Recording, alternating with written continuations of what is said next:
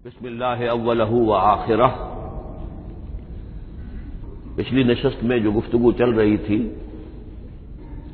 وہ فہم قرآن کے ضمن میں کچھ بنیادی اصول کہ جنہیں اگر پیش نظر رکھا جائے تو سہولت ہو جائے قرآن کے سمجھنے میں۔ 5 چیزیں بیان ہو چکی تھیں۔ نمبر 1، قرآن کا اسلوب استدلال منطقی نہیں ہے، فطری ہے، نیچرل اور خطابی ہے، انسان کو خود غور و فکر کرنے اور اپنے اندر جھانکنے کی دعوت دیتا ہے قرآن۔ ثانیاً، قرآن مجید کی آیات میں تقسیم ہے محکمات اور متشابہات، اور سورہ آل عمران میں جہاں اس کا ذکر ہے فرما دیا گیا ہے کہ اہل ایمان کا شیوہ یہ ہونا چاہیے کہ وہ محکمات پر اپنی توجہ کو مرکوز رکھیں اور متشابہات کے بارے میں اجمالی طور پر یقین رکھیں کہ اللہ کی طرف سے ہے، یقیناً حق ہے، چاہے وہ ہماری سمجھ میں آئی ہے یا نہیں آئی۔ لیکن اس میں جو ایک براڈ تقسیم ہے وہ یہ کہ آیات الاحکام سب کی سب محکمات ہیں، مستقل، اور عالم غیب، عالم آخرہ، عالم برزخ، عالم ارواح، عالم ملائکہ، اس کے تمام امور مستقل طور پر متشابہات میں سے ہے۔ البتہ ایک تیسری کیٹیگری ہے کہ جو سائنٹیفک فینومینا کے ضمن میں ہو سکتا ہے کہ ایک شے آج متشابہات میں ہو، کل وہ محکمات میں داخل ہو جائے، جبکہ انسانی علم جو ہے وہاں تک پہنچ جائے اور اس کا ادراک کر سکے۔ نمبر 3، تفسیر زیادہ تر لفظی طور پر اور نحو اور صرف سے بحث کرتی ہے، تعویل کا مقصد ہے اصل مدلول تک پہنچنے کی کوشش کرنا۔ نمبر 4، تعویل میں عام اور خاص کانٹیکسٹ میں، زمان و مکان کے خاص کانٹیکسٹ میں جب قرآن نازل ہوا تو کسی آیت کا کیا اصل مفہوم تھا جو سمجھا گیا، اس میں شان نزول کی روایات کو بھی اہمیت حاصل ہوگی۔ لیکن چونکہ قرآن مجید صرف اس دور کے لیے یا اس علاقے کے لوگوں کے لیے ہدایت نامہ بن کر نہیں آیا تھا، بلکہ پوری نوع انسانی کے لیے تابد الآباد، لہذا اسی میں وہ مضمر ہے، اس میں وہ ہدایت مضمر ہے۔ یہ تعویل عام کر کے آیت کے الفاظ، ان کا در و بست اور آیت کا سیاق و سباق اس کے حوالے سے، اور القرآن یفسر بعضہ بعضا کے حوالے سے یقیناً جو ہے اس میں ابدی ہدایت جو مضمر ہے وہ بھی حاصل کی جا سکتی ہے۔ نمبر 5، تذکر اور تدبر کا فرق، یہ دونوں الفاظ قرآن کے ہیں۔ تذکر کے لیے 4 مرتبہ اللہ نے سورہ قمر میں چیلنجنگ انداز میں فرمایا ہے، وَلَقَدْ يَسَّرْنَا الْقُرْآنَ لِلذِّكْرِ فَهَلْ مِن مُّدَّكِرٍ، ہم نے قرآن کو ذکر کے لیے، تذکر کے لیے، ہدایت اخذ کرنے کے لیے، بنیادی نصیحت حاصل کرنے کے لیے نہایت آسان بنایا ہے۔ تو ہے کوئی جو اس سے تذکر کرنا چاہے؟ اس تذکر بالقرآن کے لیے صرف یہ کافی ہے کہ انسان عربی زبان سے اتنا واقف ہو کہ اس کا ایک براہ راست مفہوم سمجھتا چلا جائے، اور دوسری شرط لازم ہے نیت کی درستی، طلب ہدایت پیش نظر ہو، اپنے علم کی دھوس جمانا جو ہے وہ مقصود نہ ہو، تو قرآن مجید سے تذکر حاصل ہو جائے۔ تدبر کے اعتبار سے قرآن مجید مشکل ترین کتاب ہے، بلکہ میں نے اس وقت ایک غلط لفظ استعمال کر دیا تھا، دنیا کی مشکل ترین، یہ دنیا کی کتاب ہے ہی نہیں، یہ تو مشکل ترین کتاب ہے، بھائی مانا کہ اللہ تعالیٰ کے علم کامل سے اس کا نزول ہوا ہے، اس علم کا احاطہ کسی انسان کے لیے ممکن نہیں ہے۔ اسی طرح یہ قرآن ایک ایسے سمندر کے مانند ہے جس کا نہ کوئی کنارہ ہے اور نہ ہی اس کی کوئی تہہ ہے، اس میں پوری زندگیاں کھپانے کے باوجود بھی افلا یتدبرون القرآن، تدبر لیدبروا آیاتہ ولیتذکر اولو الالباب، یہ 2 اصطلاحات خود قرآن کی ہیں۔ میرا جو کتابچہ ہے مسلمانوں پر قرآن مجید کے حقوق، اس میں میں نے ان پر تفصیل سے بحث کی۔ نمبر 6، 2 اعتبارات سے قرآن مجید پر غور کرنے والے کا ایٹیچیوڈ ایک دوسرے سے بالکل متضاد ہوگا۔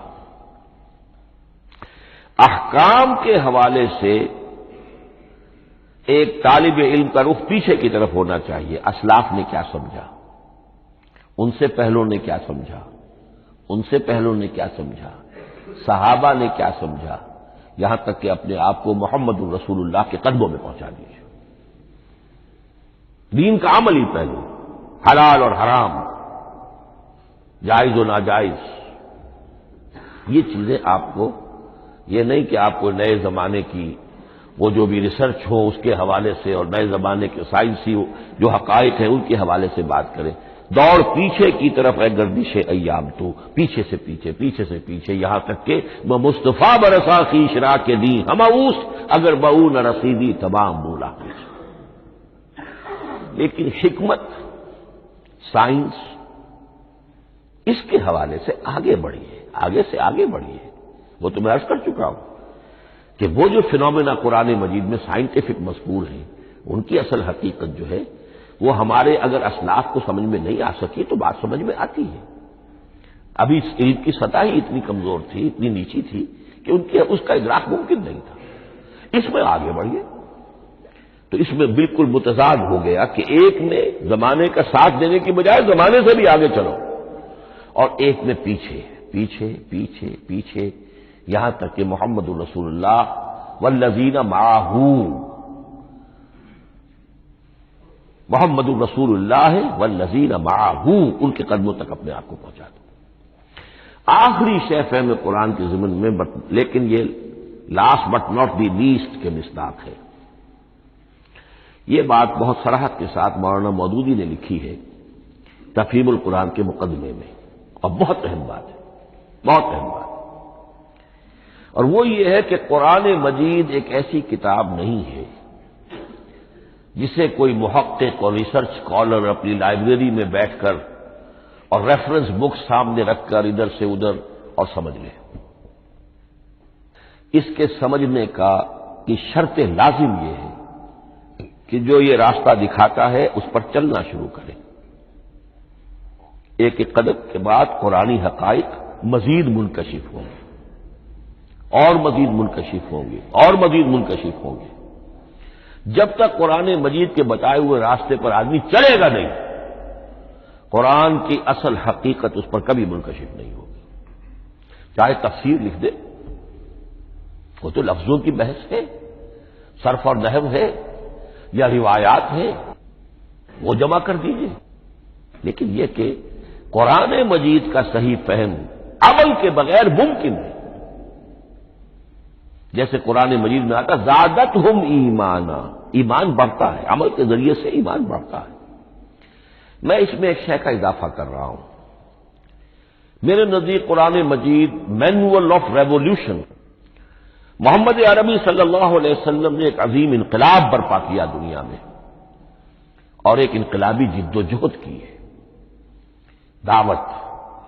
دعوت کے قبول کرنے والوں کو منظم کرنا، ان میں سم و طاعت کی عادت پیدا کرنا، پھر ان میں تن من دھن قربان کرنے کا جذبہ پیدا کرنا، پھر ان کا تزکیہ کرنا، ان کی تربیت، پھر جب وہ تیار ہو جائیں تو باطل سے ٹکر، اور اس میں پھر جہاد اور قتال کے مراحل، تاکہ انقلاب آ گیا، اور یہ کہ جاء الحق وزهق الباطل ان الباطل کان زهوقا۔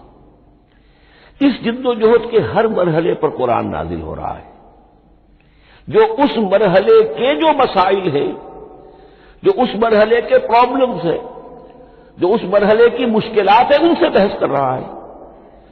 اب اگر کوئی فرد یا کوئی گروہ اس پروسیس میں وہ داخل ہی نہیں، وہ سمجھ ہی نہیں سکتا کہ یہ جو بات کہی جا رہی ہے اس کا اصل محل کیا ہے، مقام کیا ہے، کیوں کہی جا رہی ہے، وہ تو جب اسی قسم کی انقلابی جد و جہد میں کوئی خود مبتلا ہوگا تو اسے معلوم ہوگا یہ تھی وہ مشکل، یا یہ تھا وہ مسئلہ، یا یہ تھا وہ مرحلہ جو اس وقت کی جو جد و جہد تھی محمد الرسول اللہ والذین معہ کی، کہ اس وقت یہ آیات نازل ہوئی۔ اس طریقے سے مینول آف ریولیوشن میں کہا کرتا ہوں، کیونکہ ہماری جو طب کی تعلیم ہوتی ہے ان میں مینول آف ڈسیکشن سب سے پہلے جو ہے اناٹمی پڑھائی جاتی ہے، اور ڈیڈ باڈی کی ڈسیکشن ہوتی ہے، تو مینول آف ڈسیکشن جو ہے وہ پہلی کتاب ہوتی ہے جو ہمیں ملتی ہے۔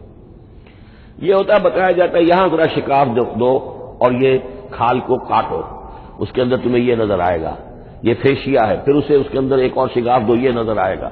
بالکل اسی طریقے سے قرآن مجید کی انگلی پکڑ کر اگر آپ چلیں گے تو پھر درجہ بدرجہ قرآن آپ پر منکشف ہوتا چلا جائے گا۔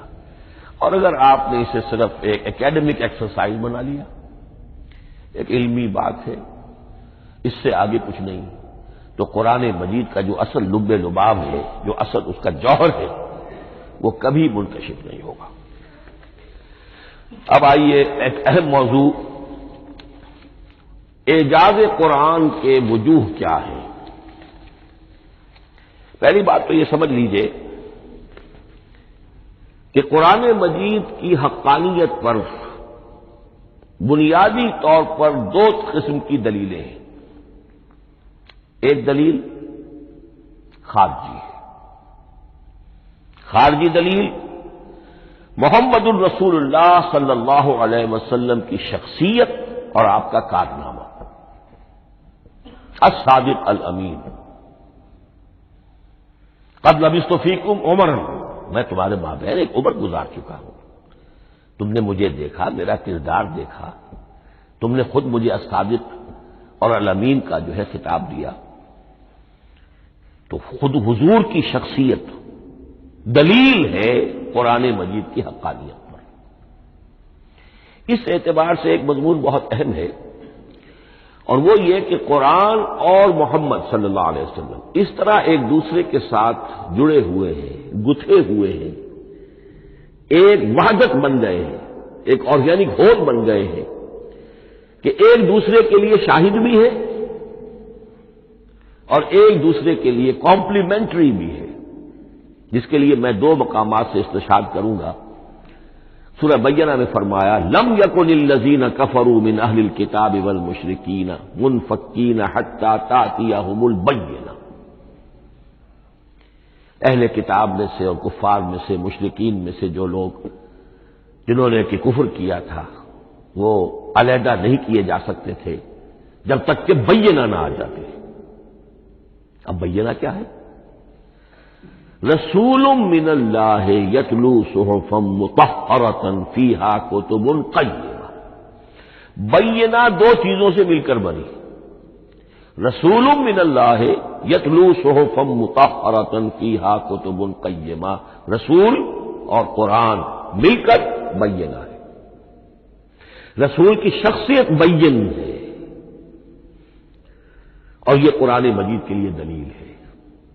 دوسری طرف قرآن مجید محمد کی رسالت کا ثبوت ہے، جیسے کہ آپ دیکھتے ہیں یاسین والقرآن الحکیم انک لمن المرسلین، والقرآن الحکیم، قسم ہے اس قرآن حکیم کی، یعنی یہ قرآن حکیم گواہ ہے، شاہد عادل ہے کہ اے محمد آپ اللہ کے رسول ہیں۔ محمد کی شخصیت حقانیت قرآن پر دلیل ہے، قرآن محمد کی رسالت پر دلیل ہے، ایک دوسرے کے شاہد۔ دوسرا مقام سورہ طلاق کا ہے، قد انزل الیکم ذکرا، دیکھو لوگوں اللہ نے تمہارے لیے یاد دہانی ذکر نازل کر دیا ہے۔ وہ یاد دہانی کیا ہے؟ رسولا یتلو علیکم آیات اللہ مبینات، اللہ کا ایک رسول جو تمہیں پڑھ کر سنا رہا ہے اللہ کی آیات بینات۔ یہ دونوں چیزیں مل کر بینہ بنا، دونوں چیزیں مل کر ذکرا بنا۔ اس حوالے سے یہ دونوں چیزیں ایک دوسرے کے ساتھ یوں سمجھیے کہ اس طریقے سے گتھی ہوئی ہیں، دونوں حقیقتیں اس طرح جمع ہیں کہ ایک دوسرے سے جدا نہیں کی جا سکتی۔ اگلی بات یہ سمجھیے کہ قرآن مجید محمد الرسول اللہ کا اصل معجزہ، بلکہ اس سے آگے بڑھ کر ایک لفظ استعمال کروں گا، واحد معجزہ ہے۔ آپ شاید حیران ہو کہ اور بھی تو معجزات بیان ہوتے ہیں حضور کے، لیکن میری بات سمجھیے، غور کیجیے، ان واقعات سے مجھے انکار نہیں ہے، لیکن جو بات میں کہنا چاہتا ہوں اس کو اچھی طرح سمجھیے۔ معجزہ کہتے کسے؟ معجزہ عاجز کر دینے والی شے۔ اس معجزے میں دو چیزیں ہونی لازم ہیں، دعوی اور تحدی، چیلنج۔ جبکہ کوئی خرق عادت کوئی شے پیدا ہو جائے، خرق عادت اسے کہتے ہیں کہ فزیکل لا ایک ہے، پانی، واٹر کیپس اٹس سرفیس، حضرت موسیٰ کا عصا اس پر لگا اور سمندر پھٹ گیا، خرق عادت ہے، یعنی جو عادی قانون ہے، عام طور پر جو قوانین طبعیہ ہیں ان کا پھٹ جانا، ختم ہو جانا، ٹوٹ جانا، اور کسی حقیقت کا اس میں سے ظاہر ہو جانا جو ان فزیکل لاز کے خلاف۔ آگ کے بارے میں قانون کیا ہے؟ وہ جلاتی ہے، لیکن یہ کہ یہ معجزہ ہے، یہ خرق عادت ہے کہ حضرت ابراہیم آگ میں ڈالے گئے، اس نے نہیں جلائے، یا نارو کونی بردن و سلام علی ابراہیم۔ تو خرق عادت کو اب دو قسموں میں آپ سمجھیے۔ ایک خرق عادت وہ ہے جو دعوے کے ساتھ پیش کیا جائے اپنی صداقت، اپنی رسالت کی حقانیت اور صداقت کے ثبوت کے طور پر، اور اس میں چیلنج کیا جائے کہ آؤ مقابلہ کر لو، وہ اس رسول کا اصل معجزہ ہوتا ہے۔ ایک خرق عادت وہ ہے جو اللہ تعالیٰ اپنے نیک بندوں کی بزرگی کو ظاہر کرنے کے لیے، غیر انبیاء کے لیے بھی کرامات جنہیں ہم کہتے ہیں ہو جاتی ہے۔ بہت سے صحابہ سے وہ کرامات ثابت ہیں۔ حضرت عمر رضی اللہ تعالی عنہ کو شام کا میدان جنگ دکھا دیا گیا، یا ساریۃ الی الجبل کے الفاظ آپ نے فرمائے۔ ابھی تو ٹیلی ویژن کہیں نہیں تھا، ابھی یہ سارے وسائل و ذرائع موجود نہیں تھے، یہ خرق عادت ہے۔ غیر نبی کے لیے اسے ہم کہیں گے کہ یہ کرامات ہے۔ نبی کے لیے لفظ معجزہ اختیار کر لیا جاتا ہے، لیکن معجزہ اس کو نہیں کہنا چاہیے، اصل میں یہ بھی نبی کے لیے کرامات کے درجے کی شے ہے جو اس سے بلند ہے۔ معجزہ وہ ہے جسے کوئی نبی دلیل کے طور پر پیش کرے اور اس پر چیلنج کرے کہ آؤ اور مقابلہ کرو۔ مثلا حضرت موسیٰ علیہ السلام کو 2 معجزے دیے گئے، اور اس میں سے جو سانپ بن جانا تھا لاٹھی کا، وہ معجزہ جس پر چیلنج بھی آیا اور ساحروں سے مقابلہ بھی کیا، اور ساحر شکست کھا گئے، عاجز آ گئے۔ القی السحرۃ ساجدین، وہ سارے جادوگر جو ہے فوری طور پر بے اختیار سجدے میں گر گئے۔ آمنا برب موسیٰ و ہارون، ہم ایمان لے آئے موسیٰ اور ہارون کے رب پر۔ یہ معجزہ ہے۔ اس معنی میں محمد الرسول اللہ صلی اللہ علیہ وسلم کا معجزہ صرف قرآن حکیم۔ قرآن مجید میں آپ سورہ انعام میں بھی دیکھیں گے بہت ہی شدت کے ساتھ، سورہ بنی اسرائیل میں دیکھیں گے بڑی تفصیل کے ساتھ معجزے طلب کیے گئے۔ آپ اس مکے کی سرزمین میں ابھی ہمارے دیکھتے ہی دیکھتے چشمہ نکال دیجیے، ہم مان لیں گے آپ اللہ کے رسول ہیں۔ آپ ہماری نگاہوں کے سامنے آسمان پر چڑھ کر دکھائیے، پھر وہاں سے کتاب لے کر اتریے، پھر ہم سمجھ لیں گے آپ اللہ کے رسول ہیں۔ آپ کے لیے چشم زدن میں کوئی محل سونے کا چاندی کا تیار ہو جائے، مان لیں گے آپ کو اللہ کے رسول ہیں۔ آپ اس بے آب و گیا وادی میں فوراً ایک باغ جو ہے اپنے لیے بنا کے دکھا دیں، مان لیں گے کہ آپ اللہ کے رسول ہیں۔ ایسے تمام مطالبات پر اللہ تعالیٰ کی طرف سے کوڑا جواب ملا، اللہ اس قسم کی کوئی شے نہیں دکھائے گا۔ بلکہ سورہ انعام جب ہم پڑھیں گے وہاں تو بہت ہی واقعہ یہ ہے کہ اس کو پڑھ کر رقت طاری ہوتی ہے کہ ایک موقع پر ایسا محسوس ہوتا ہے کہ حضور صلی اللہ علیہ وسلم کی طبیعت مبارکہ میں یہ خیال پیدا ہو گیا کہ اللہ کو ایسی شے کو دکھائی دی جائے تاکہ چپ تو ہو جائے، نہ بھی مانیں گے چپ تو ہوں گے، ورنہ تو عوام کے سامنے ان کی دلیل مجھ پر قائم ہو رہی ہے تو یہ رسالت کے مدعی ہے۔ ہم کہتے ہیں معجزہ دکھاؤ، معجزہ نہیں دکھاتے، تو پوزیشن میری جو ہے کمزور ہو رہی ہے۔ وہاں جس انداز میں اللہ نے کہا ہے ہرگز نہیں، اے نبی اگر آپ کے اختیار میں ہے تو کہیں آسمان پر سیڑھی لگا لیجئے یا زمین میں سرنگ لگا کے کوئی معجزہ لا سکتے ہو تو لے آئیے، ہم نہیں دکھاتے، رقت طاری ہوتی ہے۔ تو حضور کا معجزہ اس معنی میں صرف ایک ہے اور وہ قرآن ہے۔ اچھا، اس کے لیے کیسے کیسے چیلنج کیے گئے؟ ام یقولون تقولہ بل لا یؤمنون فلیاتوا بحدیث مثلہ ان کانوا صادقین، سورۃ الطور۔ کیا ان لوگوں کا کہنا یہ ہے کہ یہ کلام خود محمد نے موضوع کر لیا ہے صلی اللہ علیہ وسلم؟ تو اگر ایسی بات ہے تو وہ بھی ایسا ہی کلام پیش کر دیں۔ تحدی، اس چیلنج کو کوئی قبول نہیں کر سکا۔ کم سے کم اس شرافت کا اقرار کرنا پڑتا ہے کہ اس وقت عرب قوم میں یہ شرافت تھی کہ کسی نے اٹمپٹ بھی نہیں کی، ورنہ کوئی شخص الٹی سیدھی عبارت لکھ کر لے آتا اور کھڑا ہو کر کہہ دیتا کہ ٹھیک میں کہتا ہوں یہ ہے، یہ قرآن کی طرح کا کلام ہے، نہیں، کسی نے نہیں کیا۔ تاریخ یہ بتاتی ہے کہ اس تحدی کا کوئی کسی نے قبول نہیں کیا۔ اسی طرح فرمایا سورہ بنی اسرائیل میں قل لئن اجتمعت الانس والجن على ان ياتوا بمثل هذا القرآن لا ياتون بمثله ولو كان بعضهم لبعض ظهيرا، چیلنج ہے، اے نبی کہہ دیجئے اگر تمام انسان تمام جن مل کر بھی چاہے کہ ایسی کوئی کتاب وہ مرتب کر لے، نہیں کر سکیں گے، چاہے وہ سب کے سب ایک دوسرے کی مدد کریں، ہے کہ نہیں چیلنج۔ اسی طریقے سے سورہ ہود میں فرمایا، اب اس کو کہتے ہیں برسبیل تنزل، پوری کتاب نہیں لا سکتے قرآن جیسی، چلو تو 10 سورتیں لے آؤ،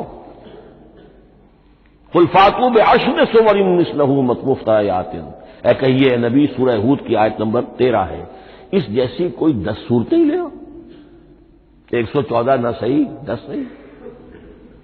یہ بھی نہیں ہوا تو برسبیل تنزل اور سورہ یونس میں فرمایا قل فاتوا بسورۃ من مثلہ، ایک سورت ہی لے آؤ، اور اسی کو سورہ بقرہ کے 3 رکوع میں دہرایا گیا، وَإِن كُنتُمْ فِي رَيْبٍ مِّمَّا نَزَّلْنَا عَلَىٰ عَبْدِنَا فَأْتُوا بِسُورَةٍ مِّن مِّثْلِهِ وَادْعُوا شُهَدَاءَكُم مِّن دُونِ اللَّهِ إِن كُنتُمْ صَادِقِينَ۔ لیکن نوٹ کر لیجئے کہ کسی نے یہ جرأت نہیں کی، نہ قرآن کے اس دعوے کو چیلنج کیا، نہ کسی نے مقابلے کی کوشش کی، نہ کوئی اپنی کوئی تصنیف و تالیف یا اپنا کوئی کمپوزیشن لا کر اور یہ دعویٰ کر کے کھڑا ہوا کہ جمع کر لیجئے، منصف بلا لیجئے، کوئی کمیشن بٹھا لیجئے، میرا یہ کلام بھی بالکل ہم وزن ہے اس کلام کی، نہیں۔ اب ہمیں دیکھنا یہ ہے کہ وجوہ اعجاز قرآن مجید کے کیا کیا ہے۔ معجزہ تو یہ ہے، حضور کا اصل معجزہ یہ ہے، لیکن معجزہ کس کس پہلو سے ہے؟ یہ ایک ایسا موضوع ہے کہ جس پر پوری تصانیف لکھی گئی ہے، وجوہ الاعجاز، وجوہ اعجاز القرآن، قرآن کے معجزہ ہونے کے کون کون سے پہلو ہیں۔ اس کا واقعہ یہ ہے کہ احسان ناممکن ہے، اور جیسے جیسے زمانہ آگے بڑھے گا اس کے اور پہلو واضح ہوتے جائیں گے، سنوریہم آیاتنا فی الآفاق وفی انفسہم حتی یتبین لہم انہ الحق۔ لیکن یہ کہ کس کس پہلو سے یہ معجزہ ہے، چند موٹی موٹی باتیں ضرور سمجھ لیجئے۔ لغت، ادب، فصاحت، بلاغت، عذوبت، مٹھاس، اس کے اعتبار سے قرآن معجزہ ہے، لیکن اس اعتبار سے قرآن معجزہ ہے یا تو تھا اپنے زمانے کے عربوں کے لیے، غیر عرب کے لیے تو نہیں تھا۔ غیر عرب جو ہے قرآن مجید کی جو بھی فصاحت و بلاغت ہے، اس کا جو لٹریری بیوٹی ہے، اس کو تو وہ اپریشیٹ نہیں کر سکتا تھا۔ یہ حصہ جو ہے یا تو عربوں کے لیے تھا اس وقت دائمی، یا آج بھی عرب کچھ نہ کچھ، بہرحال عربی ان کی زبان ہے، وہ پڑھتے ہیں، جیسا کہ میں نے عرض کیا تھا، چاہے عیسائی ہو اور چاہے یہودی ہو، وہ بھی اپنے ہاں لٹریچر کی، عربی لٹریچر کی ہائیسٹ کتاب کی حیثیت سے قرآن مجید پڑھانے پر مجبور ہے۔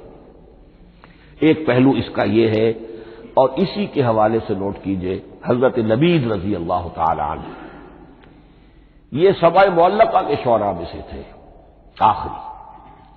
عربوں میں چونکہ اس کا بڑا چرچا تھا شاعری کا، تو ان کا جو سالانہ جشن ایک ہوتا تھا، اس میں وہ بہت بڑے بڑے شعراء سب جمع ہوتے تھے، اپنے اپنے قصیدے پڑھتے تھے، اور جس کا قصیدہ سمجھا جاتا تھا کہ سب سے اعلیٰ ہے، سب سے بلند ہے، سب سے عمدہ ہے، اب اسے اس سال کے لیے وہ گویا کہ ملک الشعراء اس کو مانا جاتا تھا کہ یہ شاعروں کا بادشاہ ہے، اور تمام شاعر اسے سجدہ کرتے تھے بالفعل، اور اس کے قصیدے کو کعبے کی دیوار کے ساتھ ٹانگ دیا جاتا تھا، معلق کر دیا جاتا تھا۔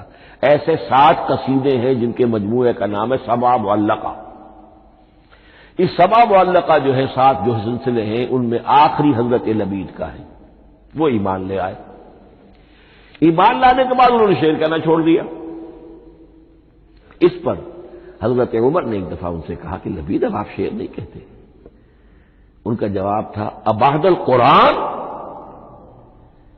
کیا قرآن کے بعد بھی کسی کے لیے کوئی موقع ہے کہ وہ کچھ کہنے کی کوشش کرے؟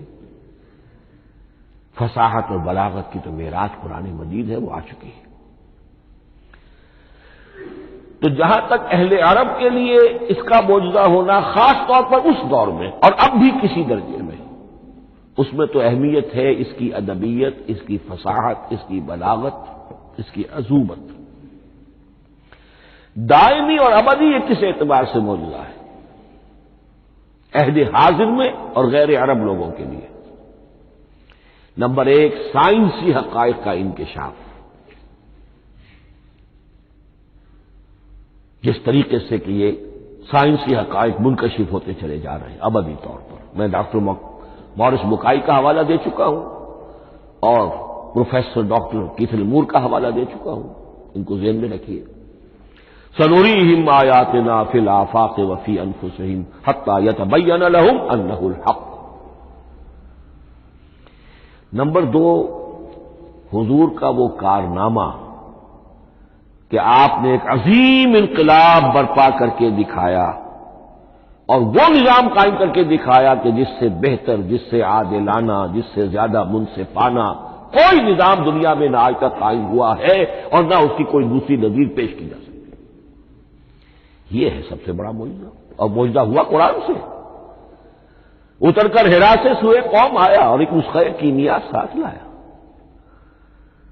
یہ سارا معجزہ، جیسا کہ میں نے شروع میں عرض کیا ہے، محمد اور قرآن دونوں مل کر بینہ بھی ہے تو رسول من اللہ یتلو صحفا مطہرۃ فیہا کتب قیمہ قد انزل الیکم ذکرا رسولا یتلو علیکم آیات اللہ مبینات۔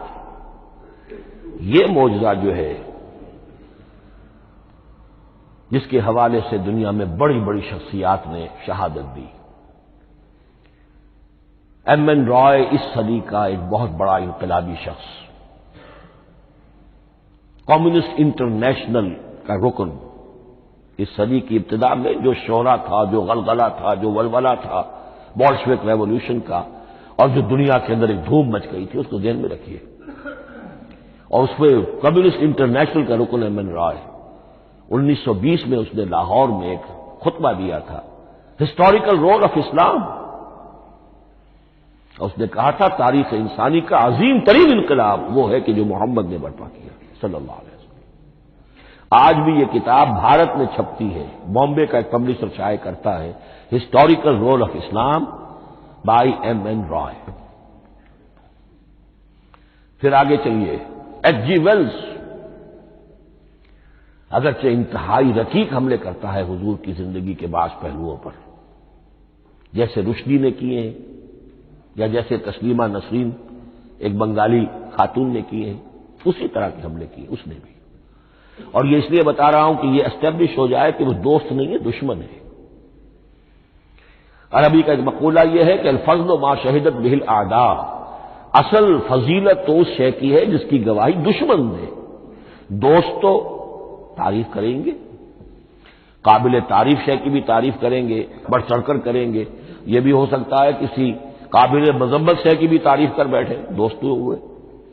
دشمن جو ہے وہ تو ظاہر بات ہے اسی بات کو مانے گا کہ جس میں کسی شک و شبہ کی گنجائش نہ ہو۔ اس لیے میں نے عرض کیا کہ دشمن ہے، رقیق حملے کرتا ہے، لیکن آخر میں جب آتا ہے concise history of the world میں چیپٹر جو ہے حضور پر، اس میں خطبہ حجۃ الوداع کا وہ حوالہ دیتا ہے، لا فضل لعربی علی عجمی ولا لعجمی علی عربی ولا لاحمر علی اسود ولا لاسود علی احمر الا بالتقوی۔ اور پھر لکھتا ہے کہ اگرچہ انسانی حریت و اخوت و مساوات کے واعظ تو پہلے بھی بہت کہے گئے تھے، یہاں تک کہ مسیح ناصری حضرت عیسیٰ علیہ السلام کے ہاں بھی ہمیں بڑے واعظ ملتے ہیں، لیکن یہ ماننا پڑتا ہے کہ تاریخ انسانی میں پہلی مرتبہ ان اصولوں پر ایک انسانی معاشرہ قائم کر کے دکھایا محمد نے صلی اللہ علیہ وسلم۔ Although the sermons of human freedom, fraternity and equality were said before also, and we find a lot of them in Jesus of Nazareth, but it must be admitted that it was Muhammad sallallahu alaihi wasallam who established for the first time in history a society based on these principles. اسی طرح کی گواہی آج سے تقریباً 20 سال پہلے امریکہ کے ڈاکٹر مائیکل ہارٹ نے the a selection and gradation of the 100 most influential personalities of human history, اور نمبر 1 پر محمد کا ذکر کر رہا ہے صلی اللہ علیہ وسلم، اور کہتا ہے naturally I owe an explanation, میں عیسائی ہوں اور ابھی تک عیسائی ہے وہ، اس کی موت کی بھی ابھی کوئی خبر نہیں آئی ہے، عیسائی ہے، لیکن یہ کہ اس نے حضور کو نمبر 1 پر رکھا، حضرت عیسیٰ کو نمبر 3 پہ لے گیا، تو naturally I owe an explanation, اور پھر ایکسپلینیشن دی ہے this is because he is the only person supremely successful in both the religious and secular fields. یہ دونوں میدان جو ہے مذہب اور روحانیت اور دوسری طرف سیاست اور حکومت اور ریاست، ان دونوں میدانوں میں بیک وقت انتہائی کامیاب انسان صرف ایک ہے، اور وہ محمد ہے صلی اللہ علیہ وسلم۔ یا تو آدمی اس میں اونچا ہوتا ہے، روحانیت میں ہے، دین میں ہے، اخلاق میں ہے، تو سیاست اور ریاست میں زیرو ہوگا، یا کوئی بہت بڑا بادشاہ ہے، بڑا حکمران ہے، بڑا فاتح ہے، سکندر اعظم ہے، تو وہ اخلاقیات میں اور روحانیات میں زیرو نہیں مائنس ہوگا۔ یہ معاملہ کہ دونوں میں this is because he is the only person supremely successful in both the religious and the secular fields. لیکن یہ بات نوٹ کر لیجئے کہ جو تازہ ایڈیشن ہے اس کتاب کا، اس میں سے یہ پیسج نکال دیا ہے نئے جو ایڈیٹرز ہیں انہوں نے، اس کے لیے آپ کو کسی پرانے ایڈیشن سے رجوع کرنا پڑے گا، concise history of the world, اور وہ لائبریریوں میں مل جائے گا۔ علامہ اقبال نے اس بات کو یوں بیان کیا ہے، ہر کجا بینی جہان رنگ و بو، کہ از خاکش بروید آرزو، یاد نور مصطفیٰ اورا بہاس، یا ہنود اندر تلاش مصطفیٰ است۔ اس دنیا میں تمدن کے اعتبار سے، اخلاق کے اعتبار سے، معاشرت کے اعتبار سے کہیں کوئی خوبی اگر تمہیں نظر آتی ہے، کوئی رمق نور کی، خوبی کی، بھلائی کی، رنگ و بو، جان لو کہ یا تو وہ نور محمدی سے مستعار لی گئی ہے، اور یا ابھی تک انسان ابھی محمد کی تلاش میں ہے، ادھر جا رہا ہے، قافلہ ادھر جا رہا ہے، نوع انسانی کا چاروں ناچار ادھر جا رہا ہے۔ سوشل ایوولوشن کا پروسیس انسان کو افراط و تفرید کے دھکوں کے باوجود تدریجاً لے کر جا رہا ہے بحیثیت مجموعی پوری مین کائنڈ کو اسی بات کی طرف کہ جس کی طرف دعوت دی تھی محمد رسول اللہ صلی اللہ علیہ وسلم۔ ہر کجا بینی جہان رنگ و بو، کہ از خاکش بروید آرزو، یا ز نور مصطفیٰ اورا بہاست، یا ہنود اندر تلاش مصطفیٰ است۔ اسی اعتبار سے میں ایک بات اور کہہ رہا ہوں، اس پہلو سے واقعہ یہ ہے کہ میرے نزدیک اس دور میں اعجاز قرآن کی سب سے بڑی نمائندہ شخصیت، اعجاز قرآن کا سب سے بڑا مظہر علامہ اقبال کی ذات ہے۔ 20ویں صدی کا مفکر، فلسفی، مشرق و مغرب کے فلسفے پڑھ چکا، قدیم اور جدید فلسفہ سب کا مطالعہ کیا، اور اس کے بعد اس کو قرآن کی حقانیت پر جو یقین نظر آیا ہے، قرآن کی عظمت جس طرح اس پر منکشف ہوئی ہے، وہ واقعہ یہ ہے کہ مجھے کم سے کم اپنی محدود معلومات کی حد تک عظمت قرآن کا وہ انکشاف کسی دوسرے شخص پر نظر نہیں آتا۔ انہوں نے جس جس طریقے سے مرثیے کہے ہیں کہ مسلمان قوم نے کس طرح قرآن کو چھوڑا ہوا ہے، واعظ ہے تو قرآن سے نہیں کہیں اور سے، تربیت اور تزکیہ نفس ہے تو اس کا تعلق قرآن سے نہیں، وہ بھی کچھ اور مستعار چیزیں ادھر سے ادھر سے لے لی ہیں، فلسفے ہیں تو کہیں اور سے لے لیے ہیں، قرآن سے حکمت جو ہے وہ اخذ نہیں کی گئی ہے۔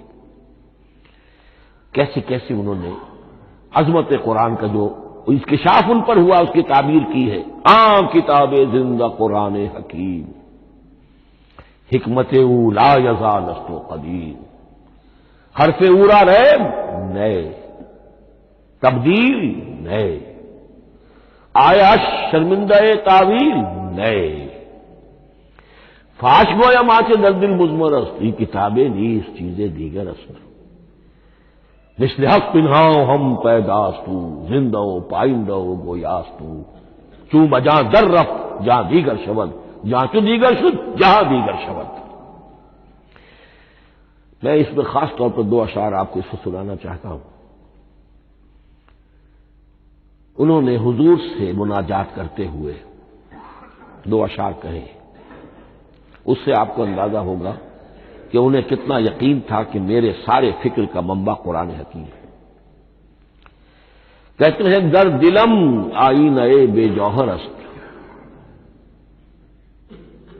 اے اللہ کے رسول صلی اللہ علیہ وسلم، اگر میرا دل اس آئینے کے مانند ہے جس میں چمک نہیں ہے، ور بحرفم غیر قرآن مضمر است، اور اگر میرے پیغام میں قرآن کے سوا کوئی شے شامل ہو گئی ہے، قرآن کے سوا کوئی چیز اس میں چھپی ہوئی ہے، مضمر ہے، پردہ ناموس فکرم چاک کن، تو میرے فکر کی ناموس کے دھجیاں بکھیر دیجیے۔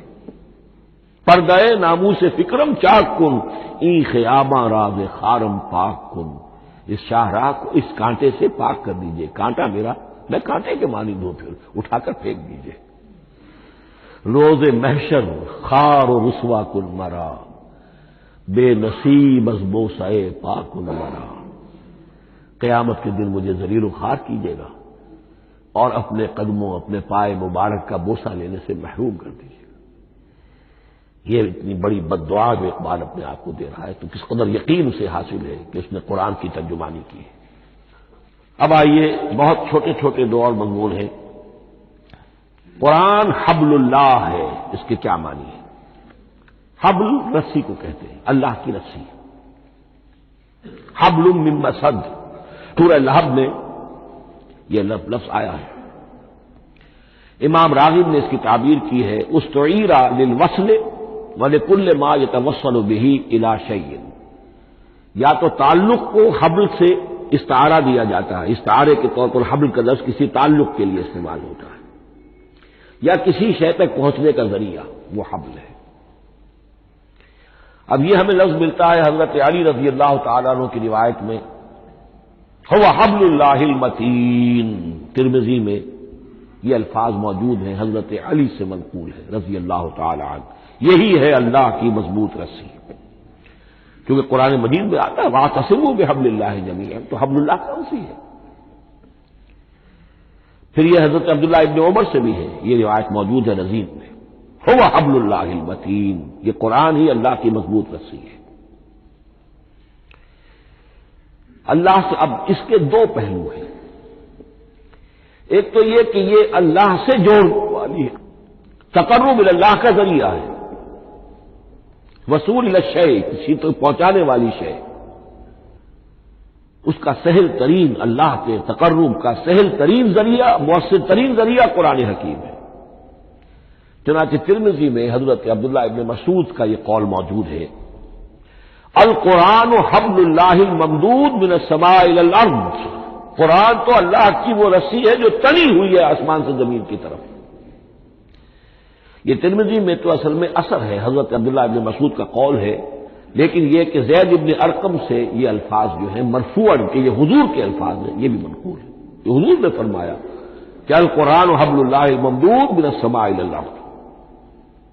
اور ایک بڑی پیاری روایت ہے طبرانی کی معجم کبیر میں کہ ایک مرتبہ حضور اپنے حجرے سے برآمد ہوئے، مسجد نبوی کے ایک گوشے میں دیکھا کچھ صحابہ بیٹھے ہوئے قرآن سمجھ رہے ہیں، سمجھا رہے ہیں، پڑھ رہے ہیں، مذاکرہ ہے قرآن۔ آپ کے چہرے پر بڑے بشاشت کے آثار ظاہر ہوئے، خوشی کے آثار۔ آپ چل کر تشریف لائے، پہلے ایک سوال کیا، الستم تشہدون اللہ الہ الا اللہ وانی رسول اللہ وہذا القرآن جاء من عند اللہ، کیا آپ لوگ اس کے گواہ نہیں ہیں کہ اللہ کے سوا کوئی معبود نہیں اور میں اللہ کا رسول ہوں، اور یہ قرآن خاص اللہ کے پاس سے آیا ہے؟ صحابہ کا جواب کیا ہو سکتا تھا؟ بلا یا رسول اللہ، کیوں نہیں اللہ کے رسول، ہم گواہ ہیں، اللہ کے سوا کوئی معبود نہیں، آپ اللہ کے رسول ہیں اور قرآن خاص اللہ کے پاس سے آیا ہے۔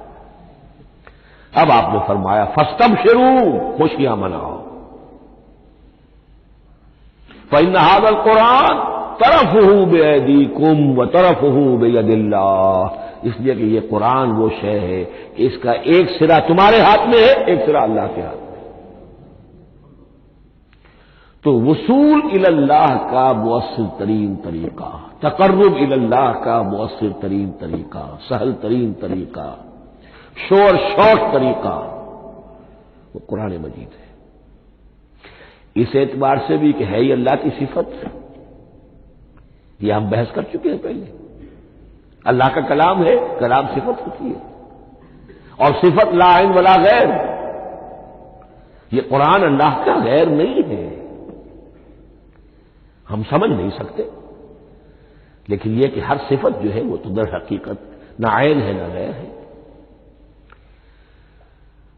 دوسری طرف یہی قرآن جو ہے حبل اللہ اس معنی میں بنتا ہے کہ مسلمانوں کو باہم جوڑنے والی شے۔ وَاعْتَصِمُوا بِحَبْلِ اللَّهِ جَمِيعًا وَلَا تَفَرَّقُوا، حبل اللہ کو مضبوطی کے ساتھ تھام لو، سب کے سب جمع ہو کر، یہ تمہیں تفرقے سے بچانے والی شے ہے۔ اس کی وجہ کیا ہے؟ ظاہر بات ہے کہ انسانوں جو ہے ان کے اندر اتحاد پیدا ہوگا اتحاد فکری کے نتیجے میں۔ فکر ایک ہو، نظریات ایک ہوں، ویلیوز ایک ہوں، مقاصد ایک ہوں، تبھی تو انسان متحد ہوں گے۔ یہ بھیڑوں کا گلہ تو نہیں ہے کہ چرواہے کی ایک لاٹھی کافی ہے ان کو جمع رکھنے کے لیے، وہ بھیڑوں کا گلہ ہے۔ انسانوں کو جمع کرنے کے لیے کوئی ایسی شے جو تمہیں ایک فکر سے، ایک نظریے سے، ایک مقصد سے، ایک نصب العین سے متصف کر دے، وہ تمہیں جوڑ دے گی۔ اور قرآن وہ شے ہے جو ایک فکر دیتا ہے، ایک خیال دیتا ہے، ایک نظریہ دیتا ہے، ایک عقیدہ دیتا ہے، ایک مقصد دیتا ہے، ایک نصب العین دیتا ہے۔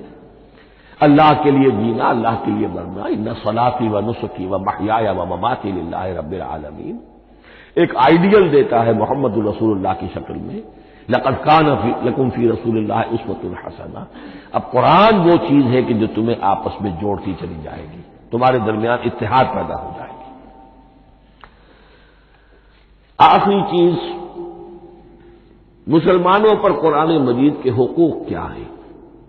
یہ صرف اشارہ کروں گا اس لیے کہ اس پر میرا کتابچہ موجود ہے، اور اس کتابچے کو اللہ تعالیٰ نے بہت قبول عام عطا فرمایا۔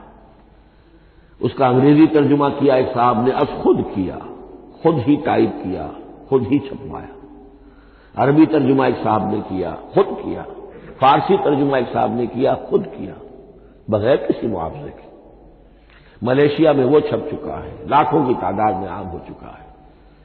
پھر میں نے ایک موقع پر 1970 میں رمضان مبارک کے دوران آخری عشرے میں مولانا بن نوری رحمۃ اللہ علیہ تشریف لائے ہوئے تھے مدینہ منورہ، اور میں نے بھی وہ پورا رمضان مبارک اس سال وہیں کیا تھا۔ میں نے ان کو دیا تھا کہ آپ دیکھیے اس میں کوئی غلطی ہو تو مجھے بتا دیجئے، میں اسے بڑے پیمانے پر شائع کرنا چاہتا ہوں۔ انہوں نے حالت اعتکاف میں مسجد نبوی میں پڑھا ہے، صرف ایک جگہ ایک جملے میں انہوں نے اصلاح تجویز کی، وہ میں نے کر دی۔ اس اعتبار سے اب یہ کتابچہ جو ہے مصدقہ ہے مولانا محمد یوسف بن نوری رحمۃ اللہ علیہ۔ اس میں اللہ تعالیٰ نے جو بات مجھ سے کہلوا دی تھی تقریباً 30 سال پہلے کی بات ہے، ہر مسلمان پر قرآن مجید کے 5 حقوق حسب استعداد و توفیق عائد ہوتے ہیں۔ پہلے یہ کہ اس پر ایمان ہو جیسا کہ ایمان کا حق ہے، صرف زبانی ایمان نہیں، دل سے یقین کہ یہ اللہ کا کلام ہے۔ اور اس کا نتیجہ کیا ہوگا؟ پھر عظمت اس کی پیدا ہوگی، ایمان و تعظیم، یہ پہلا حق ہے۔ تلاوت و ترتیل، اس کو پڑھے جیسے کہ پڑھنے کا حق ہے، پھر سمجھے جیسے کہ سمجھنے کا حق ہے، تذکر و تدبر، پھر عمل کرے، انفرادی طور پر بھی اجتماعی طور پر بھی۔ انفرادی طور پر جو آپ کی زندگی کے معاملات ہیں وہ آپ قرآن کے مطابق طے کریں، قومی سطح پر حکومت اور ریاست اور قانون اور سیاست اس کے سارے تقاضے قرآن کے مطابق پورے ہوں۔ اور آخری یہ کہ اس قرآن کو پہنچائیں اور عام کریں، جس کے لیے حضور نے اس حد تک اس میں عمومیت کر دی ہے کہ بلغوا انی ولو آیۃ، پہنچاؤ میری جانب سے خواہ ایک ہی آیت پہنچاؤ، میرا کوئی امتی اس سعادت سے بالکل محروم نہ رہ جائے۔ اول تو خیرکم من تعلم القرآن وعلمہ، تم میں سے بہترین لوگ وہ ہیں جو اسی کے لیے اپنے آپ کو وقف کر دیں، قرآن پڑھیں اور پڑھائیں، سیکھیں اور سکھائیں، سمجھیں اور سمجھائیں۔ اس لیے کہ سمجھنے اور سمجھانے، سیکھنے اور سکھانے، پڑھنے اور پڑھانے کا بھی کوئی ایک لیول تو نہیں ہے، ایک عام لوگوں کی سطح ہے، ایک ان سے اوپر کی سطح ہے، ایک انٹلیکچوئلز کی سطح ہے، ایک جینیس لوگوں کی سطح ہے۔ ان تمام سطحوں پر قرآن کو سمجھانے کے لیے، پہنچانے کے لیے خود بھی تو اوپر اٹھنا پڑے گا، خود اسے سیکھنا پڑے گا، خود اس کی گہرائی میں غوطہ دری کرنی پڑے گی، اور یہ ایک لائف لانگ پروسیس ہے۔ یہ کوئی پارٹ ٹائم جاب نہیں ہے، یہ کوئی صرف پیس ٹائم نہیں ہے، یہ کوئی ہابی نہیں ہے۔ ہمہ وقت ہمہ تن خیرکم من تعلم القرآن وعلمہ۔ اب آخری بات بتا رہا ہوں، اور وہ یہ ہے کہ قرآن مجید وحی باللفظ ہے، صرف وحی بالمعنی نہیں ہے۔ یہ بحث اصل میں کیونکہ ہمارے پڑھے لکھے طبقے میں کچھ زیادہ ہو جاتی ہے، خاص طور پر جو مشنری اسکولوں وغیرہ میں پڑھے ہو اور عیسائیت اور اس کے عقائد اور اس کے فلسفے کی کوئی تھوڑی بہت ان کو کوئی چھوٹ لگ گئی ہو۔ عیسائیوں کے ہاں یہ عقیدہ ہے، اجماعی عقیدہ ہے کہ وحی بالمعنی ہوتی ہے، یعنی وحی کا ایک مفہوم ہے جو نبی پر اتار دیا جاتا ہے، پھر نبی اپنے الفاظ میں اسے ادا کرتا ہے۔ لفظ اللہ کے نہیں ہوتے، لفظ نبی کے ہوتے ہیں، مفہوم اللہ کا ہوتا ہے۔ ان کے لیے مجبوری یہ ہو چکی ہے جس کی وجہ سے انہیں یہ عقیدہ اپنانا پڑا کہ کوئی ایک انجیل ہے ہی نہیں۔ 104 انجیلوں میں سے وہ انہوں نے 4 سلیکٹ کی تھی کینونیکل گاسپلز، باقی جو ہے وہ اب وہ ان کو مستند نہیں مانتے، اپوکریفل کہتے۔ اور میں نے ایک مرتبہ ایک پادری صاحب سے، مسٹر وائٹ ہوتے تھے منٹگومری میں نے ان سے پوچھا which one of there is Bible, یہ متی اور یہ لوک اور مارکس اور جان، ان میں سے کون سی بائبل کون سی ہے؟ تو اس نے جواب دیا none of them is Bible, Bible is in them, ان میں سے کوئی ایک بھی مشخص طور پر، معین طور پر بائبل نہیں ہے، بائبل ان میں ہے بحیثیت مجموعی۔ لہذا ان کے لیے یہ عقیدہ جو ہے وہ لازم سا ہو گیا۔ ہمارے ہاں بھی بعض فلاسفہ نے اس قسم کی باتیں کی ہے کہ جن سے یہ دھوکہ لگتا ہے، لیکن میں خاص طور پر چونکہ علامہ اقبال کا تذکرہ میں نے آج کیا ہے، اسی حوالے سے میں ان کا ایک واقعہ بیان کرنا چاہتا ہوں۔ ایف سی کالج لاہور کے پرنسپل تھے ڈاکٹر یوئنگ۔ ایک دعوت تھی، اس میں علامہ بھی تھے، وہ بھی تھے۔ تو ڈاکٹر یوئنگ نے کہا، وہ بڑا فلسفی تھا، کہ ڈاکٹر اقبال ہم نے سنا ہے کہ آپ بھی وحی باللفظ کے قائل ہیں، آپ جیسا پڑھا لکھا شخص، عالم دانا۔ علامہ اقبال نے فرمایا جی ہاں، اور مجھے تو اس کا ذاتی تجربہ ہے، مجھ پر تو جو شعر نازل ہوتے ہیں وہ الفاظ میں ڈھلے ہوئے ہوتے ہیں، میں ان میں تبدیلی کرنا چاہوں تو نہیں کر سکتا۔ تو اگرچہ اس سوال اس جواب کو ہم کہیں گے کہ یہ الاجوبۃ المسکتہ، مسکت چپ کر دینے والا جواب تھا کہ جو علامہ اقبال نے دیا، لیکن ذہن میں رکھیے یہ کہ جو وحی باللفظ ہے وہ ختم ہو چکی محمد رسول اللہ صلی اللہ علیہ وسلم پر۔ وحی رسالت وحی باللفظ ہے، وہ ختم ہو چکی ہے۔ البتہ الہام، کشف، رویا، القاء، یہ وحی بالمعنی ہے، یہ کوئی ایک شے ہے جو دل میں ڈال دی جاتی ہے۔ اس کے دروازے آج بھی کھلے ہوئے ہیں، اور یہ جان لیجئے قرآن مجید کی حقانیت کا جو اصل ثبوت ہے وہ یہ ہے کہ آپ اسے اپنے باطن کے اندر محسوس کریں۔ یہ جو باطنی تجربہ علامہ اقبال نے کہا ہے کہ انسان اپنے باطن میں محسوس کرے کہ ہاں یہ بات ہے، ٹھیک ہے، اس کے لیے کہ علامہ ابن قیم رحمۃ اللہ علیہ کا قول ایسا ہے، بڑا پیارا قول ہے۔ قرآن کے کچھ پڑھنے والے ایسے ہیں جب قرآن کو پڑھتے ہیں تو یوں محسوس کرتے ہیں کہ ہم مصحف سے نہیں پڑھ رہے، لوح قلم سے پڑھ رہے ہیں، ہمارے دل پر لکھا ہوا قرآن موجود ہے۔ یعنی ہماری فطرت، ہمارے اندر کی کوئی حقیقت ہے جو سرٹیفائی کر رہی ہے، توثیق کر رہی ہے، اٹیسٹ کر رہی ہے کہ ہاں یہ ٹھیک ہے۔ اور اس کی وجہ کیا ہے؟ ہماری روح اور اس قرآن کا منبع وہ ایک ہی ہے، وہ ذات باری تعالی ہے، یہ کلام اللہ ہے، اور ہماری روح امر اللہ۔ یسألونک عن الروح قل الروح من امر ربی وما اوتیتم من العلم الا قلیلا۔